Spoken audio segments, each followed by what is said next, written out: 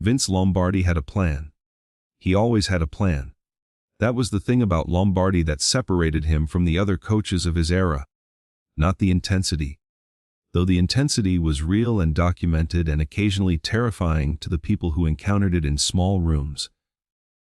Not the speeches, though the speeches were good and have been quoted so many times in the decades since that they have become a kind of American background noise, present everywhere and owned by no one. What separated Lombardi was the precision, the quality of his preparation, the specific, examined, relentlessly revised understanding of what a football game required and what it was going to take to win it. He had been thinking about Jim Brown for weeks before the game. He had been thinking about Jim Brown the way serious people think about serious problems. From every available angle, with every available tool, discarding the approaches that did not hold up under examination and returning again and again to the ones that did. He had watched the film. He had studied the tendencies.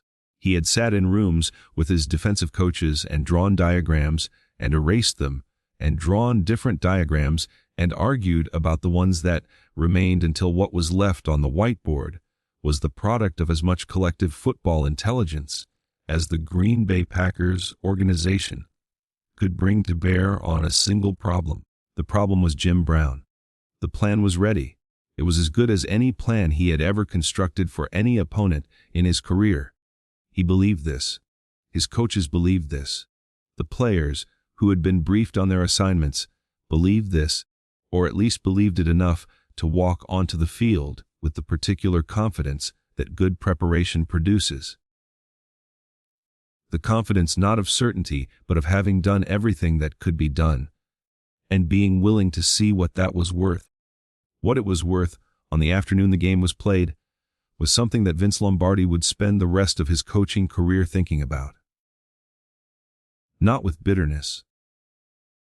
Lombardi was not a man who spent time on bitterness, which required the kind of passive relationship to outcomes that was completely foreign to his character, but with the particular attention of a serious person who has encountered something that exceeded his preparation and wants to understand exactly how and why. He understood. It took a few weeks of thinking about it, after the film had been reviewed and the game had been put aside and the next opponent had become the focus. But he understood, and what he understood about Jim Brown changed something in how Vince Lombardi thought about football for the rest of his career. 2. Vincent Thomas Lombardi was born on June 11, 1913, in Brooklyn, New York, the son of an Italian immigrant butcher who believed in work and discipline, and the particular American conviction that both of those things, applied consistently and without complaint, would produce something worth having. He grew up in a household where these values were not stated as principles, but practiced as daily facts. The father at the shop before dawn, the family at church on Sunday, the expectation that whatever you were given to do, you did it completely.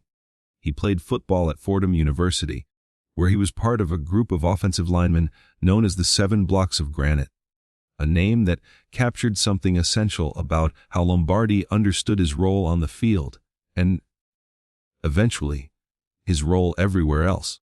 Not the flashy player. Not the one who produced the statistics that ended up in newspapers. The one who made it possible for the statistics to happen. The one who did the foundational work that the visible work required. He went into coaching because coaching was where the foundational work lived, where the preparation happened, where the thinking that made the playing possible was done. He was an assistant for many years, at schools and at the professional level, learning the game from the inside of its organizational structure with the focused attention of a man who understood that the thing he was preparing for required more preparation than most people were willing to do. He became the head coach of the Green Bay Packers in 1959. The Packers were, at that point, a team that had spent several years being consistently mediocre in ways that seemed likely to continue. They had talent in places. They did not have the organizing principle that talent requires to become something more than the sum of its parts. Lombardi provided the organizing principle in the specific way that Lombardi provided everything.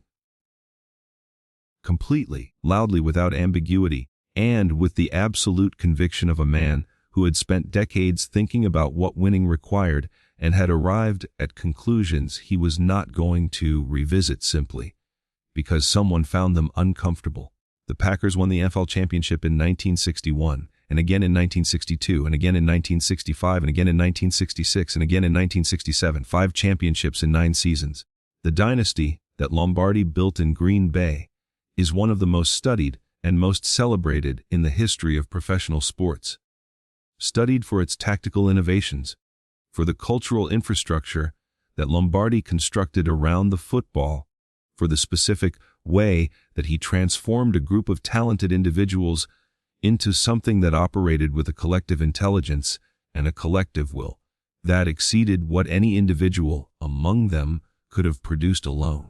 In all of those years, in all of those games, against all of those opponents, Vince Lombardi never stopped thinking about Jim Brown.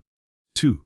The first time Lombardi's Packers faced Cleveland in a meaningful game, the preparation had been thorough and the plan had been constructed with the precision that Lombardi's preparation always achieved. He knew what Jim Brown did. He knew how he did it. He knew the specific combination of physical attributes, the size, the speed, the balance, the particular way he absorbed contact and used the information it gave him. That made him the problem he was. He knew that no single player in his defensive roster was capable of solving the problem alone, and he had designed assignments accordingly. Multiple players with coordinated responsibilities. Pursuit angles calculated to eliminate the running room that Jim Brown found when defenses gave him space to work with. The plan worked in the specific sense that a plan works when it is correctly designed and correctly executed. The players were where they were supposed to be. The assignments were fulfilled. The pursuit angles were correct. Jim Brown was stopped on some carries. He was held to short gains on others. The execution was professional and the design was sound. And yet, the yards accumulated, not at the pace they accumulated against defenses that had not prepared as carefully, not at the rate that the statistics of Jim Brown's best games showed. But they accumulated, steadily, incrementally, with the particular quality of a force that is being managed rather than stopped, contained in places, redirected in others, but always present, always forward, moving, always producing something that the plan had not fully accounted for even when the plan was being executed correctly. Lombardi watched from the sideline with the focused attention of a man whose job is to see things as they actually are rather than as he planned for them to be. He watched the execution. He watched Jim Brown. He watched the gap between what the plan had expected and what the field was producing. He made adjustments. He always made adjustments. The adjustment was not the acknowledgement of failure, but the exercise of the real-time intelligence that separated good coaches from great ones. The ability to process what the game was telling you and revise your approach based on what you heard without abandoning the principles that the approach was built on. The adjustments helped. They helped in the specific way that better adjustments help. They reduced the gap between plan and outcome, brought the execution closer to the intended result, limited what Jim Brown could do in ways that the original design had not fully achieved. They did not stop him. 2. The locker room after the game had the quality that Lombardi's locker rooms always had after games that had not produced the outcome he wanted. Not quiet. Exactly, because Lombardi's locker rooms were never quiet, but organized, purposeful. The chaos of a game's aftermath directed immediately toward the work of understanding what had happened and what it meant for what came next. He spoke to his players about the game with the specific precision of a man who had been watching carefully and had a clear view of what had worked and what had not. He was not gentle about the things that had not worked. He was also not unfair. The things that had not worked were identified accurately, and the reasons they had not worked were stated without embellishment. But there was something in what he said about Jim Brown that was different from what he said about other opponents, when his defense had not fully contained them. It was not criticism. It was not the identification of an execution failure or an assignment breakdown.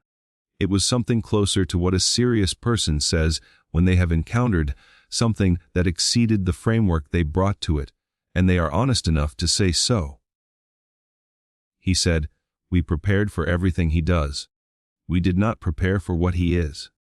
The players in the room heard this differently depending on who they were and what they had experienced that afternoon. The linemen who had tried to hold their blocks while Jim Brown moved through them heard it one way.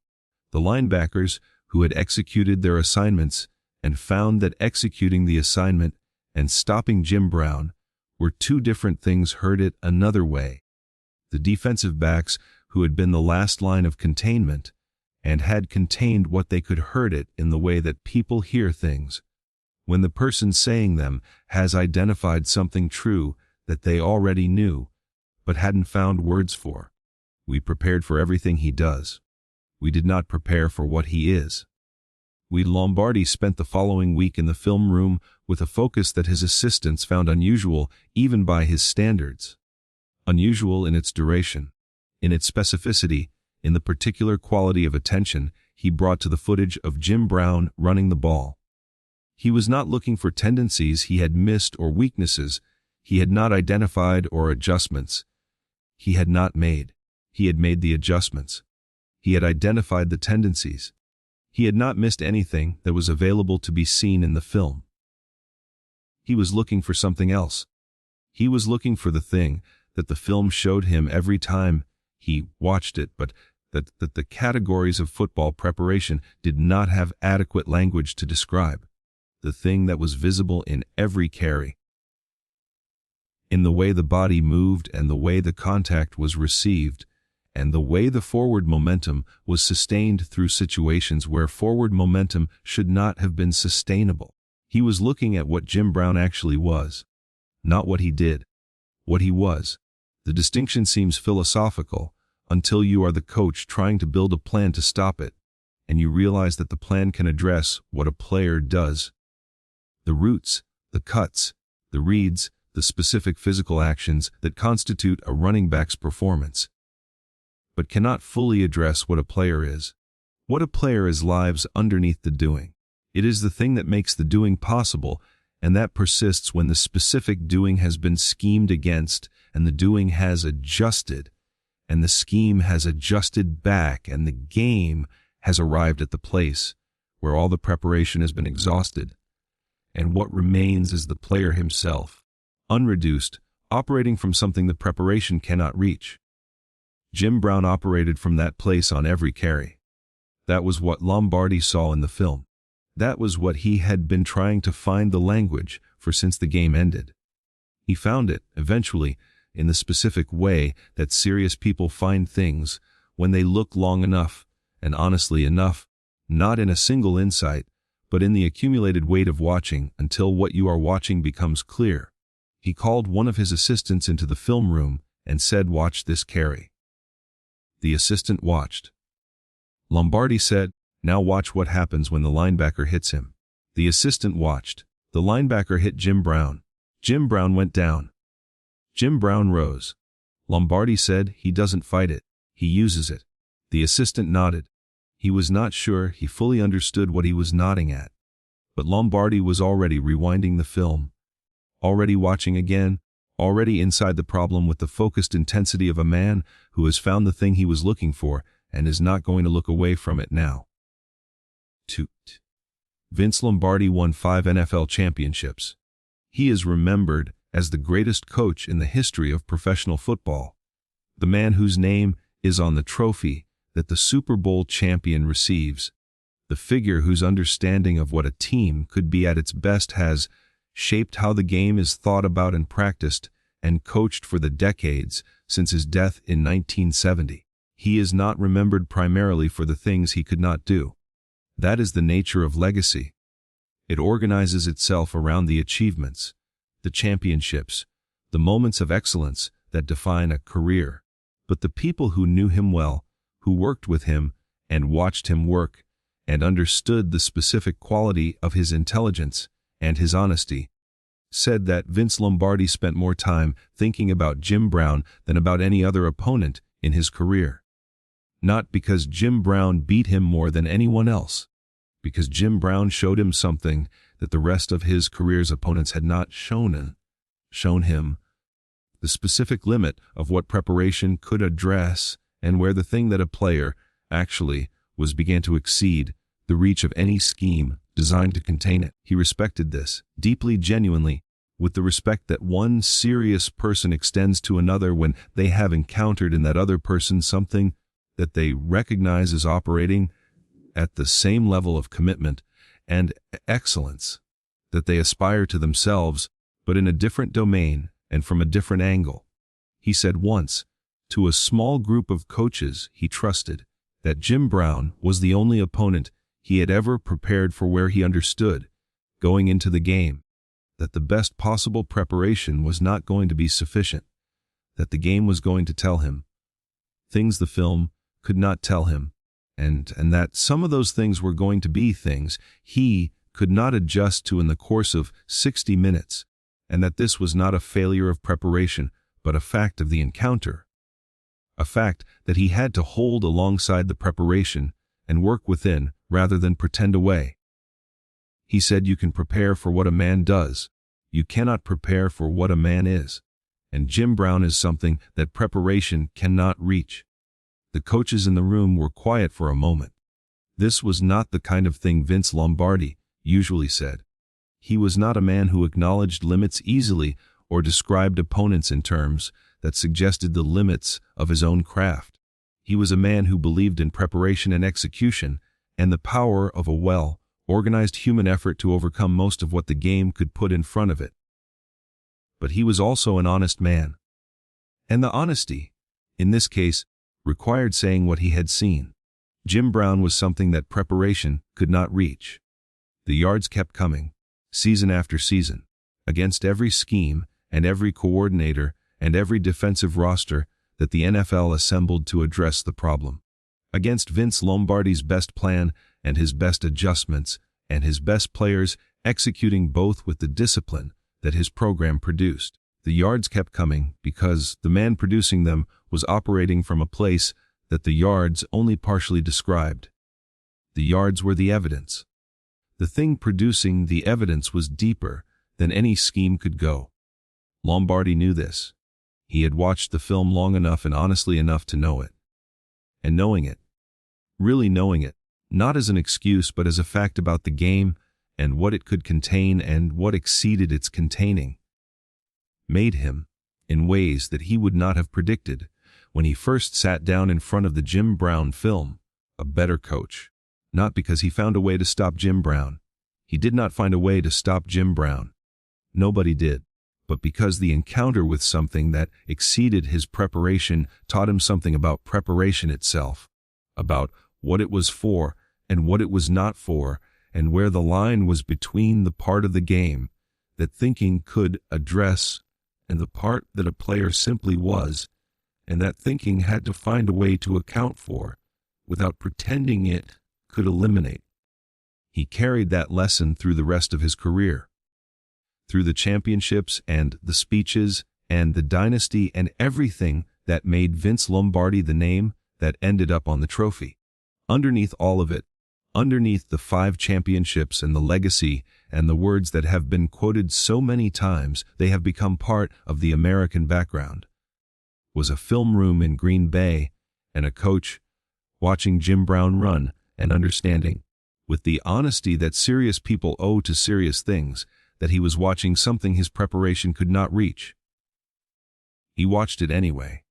He kept watching, because that was what you did when you were Vince Lombardi and the thing in front of you was Jim Brown. You watched, you prepared, you adjusted, and the yards kept coming. Taluth, there is a version of this story that ends with Lombardi finding the answer. With the preparation finally reaching far enough, the scheme finally closing the gap, the plan finally producing the outcome it was designed to produce.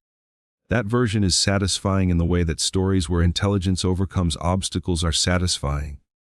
Clean, resolved, the proper reward for the proper effort. That is not what happened.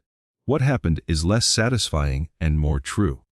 What happened is that one of the greatest minds the game of football has ever produced spent years bringing everything he had to the problem of Jim Brown and arrived, in the end, not at a solution but at an understanding of what the problem actually was, of what it meant to face something that existed at the outer limit of what a human being could be in a specific domain, and to do your best work against it, and to find that your best work, good as it was, as carefully constructed and as professionally executed as it was not sufficient to contain it. This understanding was not defeat.